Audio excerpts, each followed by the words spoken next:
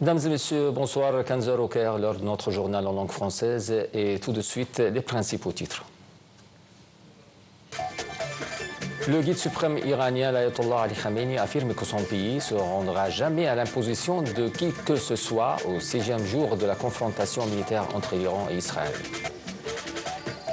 La République tchèque et la Slovaquie rapatrient d'Israël 181 personnes sur des vols en raison du conflit avec l'Iran. La défense civile de Gaza annonce 34 morts tués par l'armée d'occupation israélienne, dont 11 personnes venues chercher de l'aide.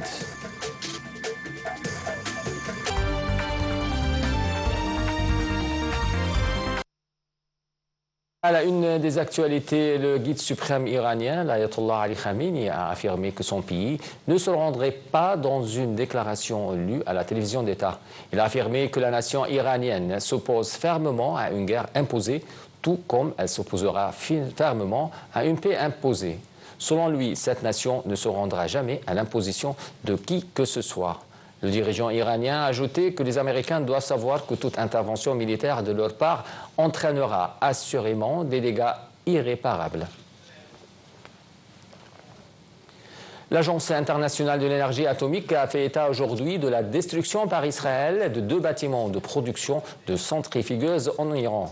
Au moment où la confrontation se poursuit pour la 6e jour entre les deux pays, le ministère iranien de la Santé a annoncé que 224 personnes ont été tuées en Iran depuis le début du conflit, alors que le gouvernement israélien a officiellement annoncé 24 morts. Voici les derniers détails des combats. Israël et l'Iran se sont ciblés tôt ce matin pour la 6e nuit consécutive, quelques heures après l'appel de Donald Trump à une capitulation sans condition de Téhéran. L'armée iranienne a d'abord mis en garde contre des attaques punitives imminentes en Israël, appelant les habitants des grandes villes Haïfa et Tel Aviv à évacuer. Aux premières heures d'aujourd'hui, les forces israéliennes ont déclenché temporairement une alerte aérienne après avoir détecté des projectiles iraniens en vol. Environ 10 missiles balistiques ont été lancés depuis l'Iran et la plupart ont été interceptés. Avant l'aube, plus de 50 avions de combat israéliens ont bombardé une installation de production de centrifugeuses à Téhéran et plusieurs sites de fabrication d'armes, dont des installations de production de matières premières et de composants utilisés pour assembler des missiles sol-sol. Les gardiens de la révolution iranienne ont pour leur part dit avoir tiré des missiles balistiques hypersoniques de portée intermédiaire sur Israël d'après la télévision d'État. Pour la première fois depuis le début du conflit, l'armée israélienne a annoncé qu'un de ces drones avait été abattu au-dessus du territoire iranien. L'agence de presse iranienne a annoncé de son côté que la défense anti-aérienne avait abattu un drone de pointe Hermès. L'armée israélienne a aussi annoncé avoir aussi intercepté plusieurs drones iraniens. Toujours en Iran, où les services de renseignement des gardiens de la révolution iranienne ont annoncé avoir arrêté 5 individus présentés comme des agents du Mossad israélien dans l'est du pays. Selon les gardiens de la révolution, ces agents, par leur activité délibérée dans la cyberspace, ont tenté de susciter l'inquiétude du public et de noircir l'image de la République d'Iran.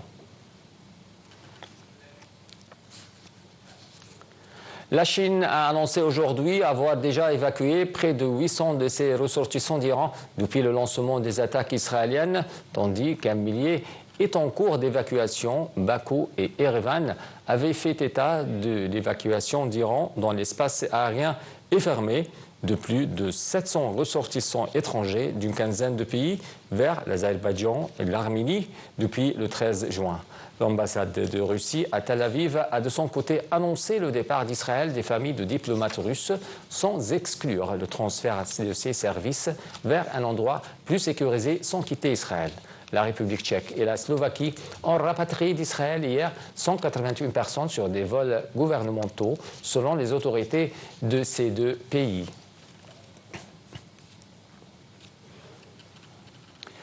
Au 6e jour de leur pire confrontation militaire entre Israël et l'Iran, le président turc Recep Tayyip Erdogan a déclaré aujourd'hui que l'Iran avait le droit légitime de se défendre face à la campagne de bombardement en cours d'Israël.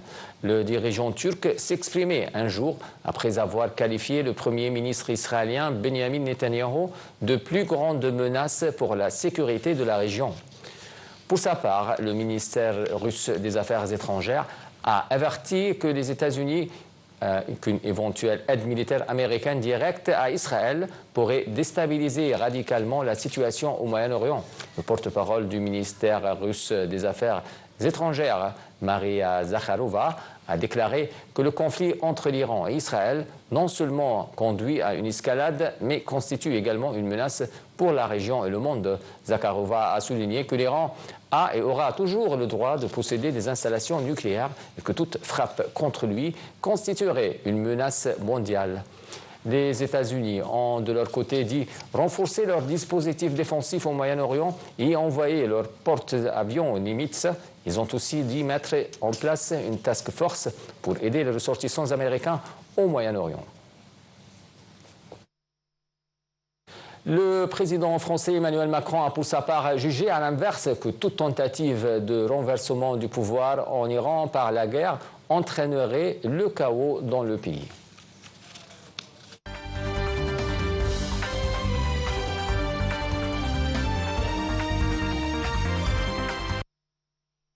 Et de retour en Égypte avec le Premier ministre Moustapha Madbouli qui a assisté aujourd'hui à la signature d'un contrat pour la création d'un complexe industriel intégré de production d'énergie solaire à Ain el-Soukhna, mis en œuvre par l'entreprise chinoise Sunrev Solar avec un investissement de 200 millions de dollars.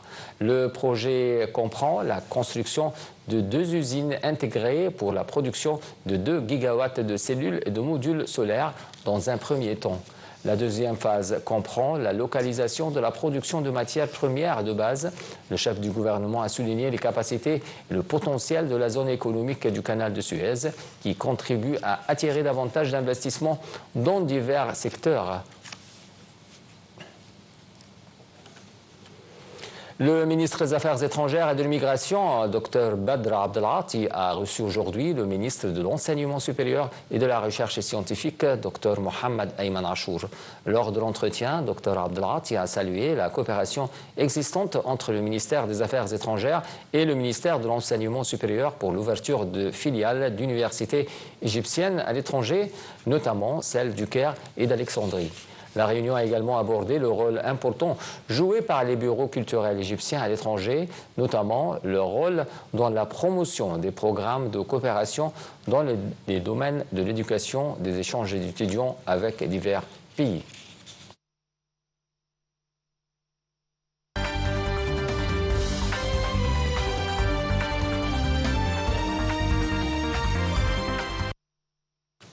La défense civile de Gaza a indiqué que 34 personnes, dont 11 venues chercher de l'aide, avaient été tuées par l'armée israélienne dans le territoire palestinien ravagé par plus de 20 mois de l'agression et menacé de famine selon l'ONU.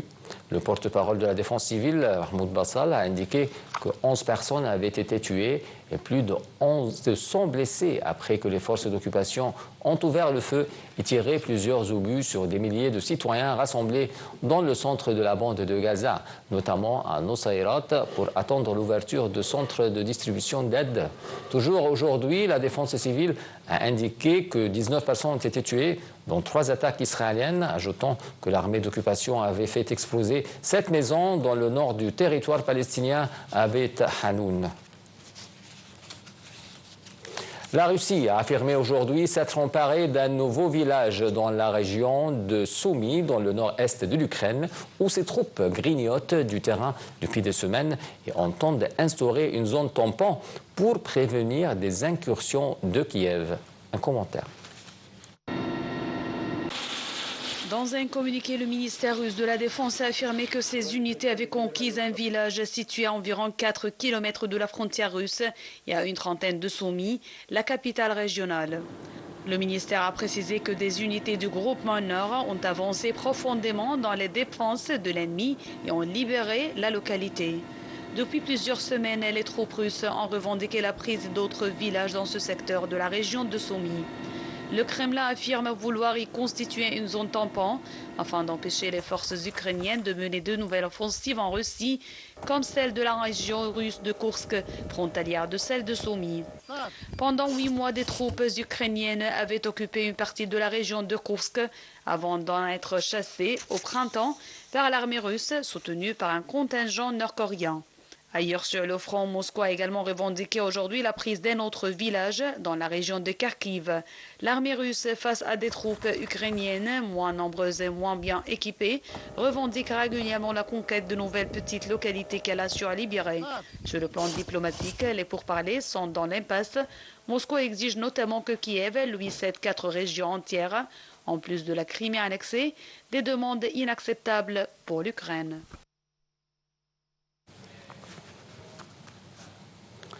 En Indonésie, au moins une trentaine de vols à destination et au départ de Bali ont été annulés après l'éruption d'un volcan situé à quelques centaines de kilomètres plus à l'est.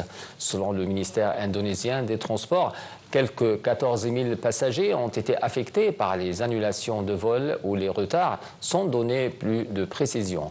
Le volcan a projeté hier une énorme colonne de cendres dans le ciel, selon les autorités qui ont élevé le niveau d'alerte à son maximum. Le porte-parole de l'Agence nationale de gestion de catastrophes a indiqué dans un communiqué hier soir qu'au moins un village a dû être évacué et que des pluies de cendres ont été signalées dans plusieurs villages lors de la zone d'exclusion. Il a annoncé aujourd'hui que des secousses et des éruptions étaient toujours détectées ce matin.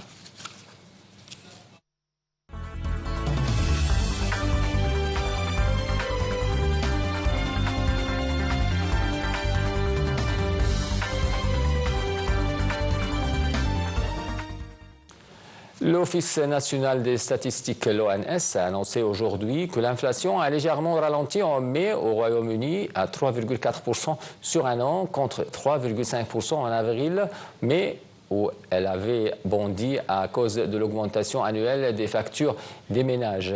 Ce léger repli ne devrait pas infléchir la décision attendue demain de la Banque d'Angleterre qui devrait maintenir son taux d'échange à 3,25%. Ce chiffre de 3,4% est plus élevé que le consensus des analystes qui tablait sur 3,3%. Il est publié une semaine après l'annonce par l'ONS d'une contraction de 0,3% de l'économie britannique en avril à cause d'augmentation d'impôts sur les entreprises et des droits de douane de Donald Trump. Avec cette nouvelle, mesdames et messieurs, on vient à la fin de notre journal. Merci de l'avoir suivi.